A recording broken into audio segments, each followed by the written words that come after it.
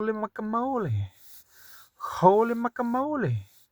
Lux Anguis here, and welcome, ladies and gentlemen, to this new episode, which is and will be about what you should do as a empath or someone who is very prone to actually receiving and getting other people's projections onto them and mirroring these things back to the persons, like it's a thing I have, and maybe if you feel it resonates with you and like it's the reality also of your own self, maybe this will help that I'm right now will show you or tell you.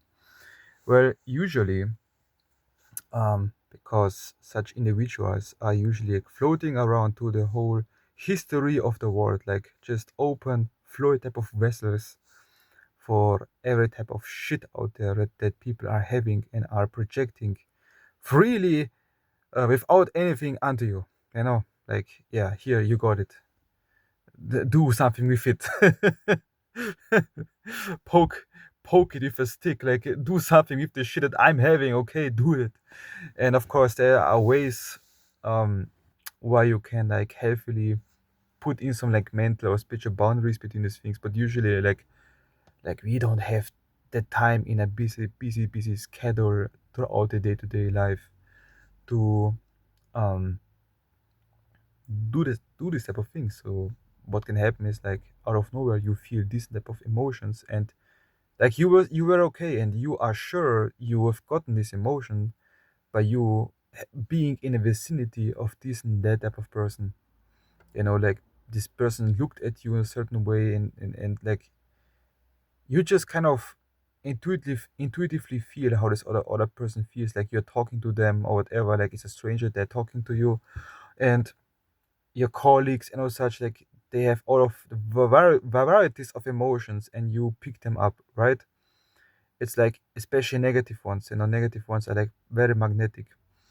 So instead of being scaredy little cats and mouses and what else of scared archetypes out there, just face it, bro. Just face it, girl. Like, don't run away from this negative emotion, this negative energy. It's energy still, it's power still, you know? And there are reasons why you are experiencing that. It's not something that you aren't able to handle it. But sometimes, if you are unaware of these realities, like you fall into like a unconscious manner of like being a victim because like you've taken upon this and that type of burden upon your own self, and like you like, what the fuck should I do with this? But like, no, it's an opportunity for your own growth actually. What I like to do, for example, as a psychic vampire, is if some people, for whatever higher reasons, their emotional body is connecting to you, and like you have the ability to feel them, to empathetically get to them. What I like to do is like, in a sense, train my own vampiric self or senses and being to take these energies in, and with my intention to transmute it into my own power, into my own healing, or also for the healing for the person. Like I just, like the energy is already going towards you. The energy is already projecting towards you in some instances. So there has been like higher agreements or like higher reasons why it already has taken place, you know. So instead of becoming a victim of this energy, you become an alchemy, like the master of alchemy, having this energy by you taking it on, accepting this gift of this negativity. Like, don't judge it negatively, like in right, paradox, right?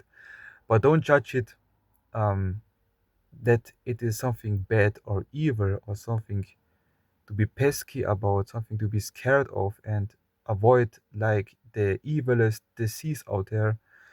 um Instead of running away, you take them right on as a source of your own energy and your own power, and learn through visualization to transmute this negative energy into your own power. What I like to do as a black magician too, is to use the visual and the feeling and activation of my own inner black flame.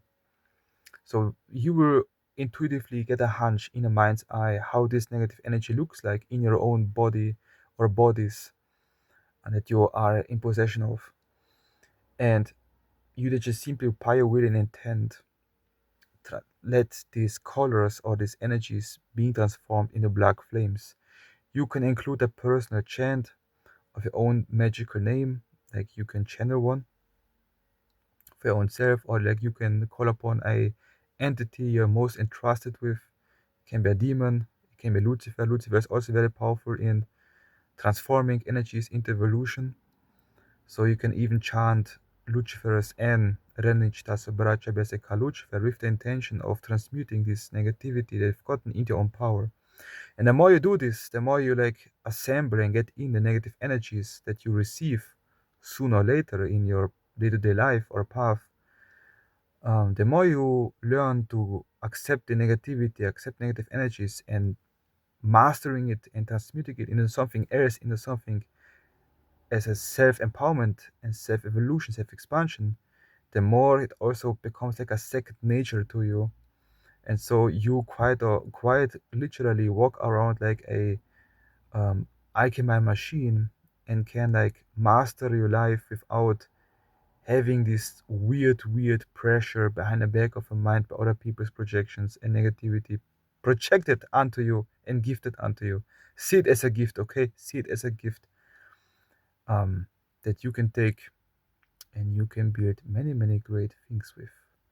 Or in that, Naga bless, and we surely see and hear us again.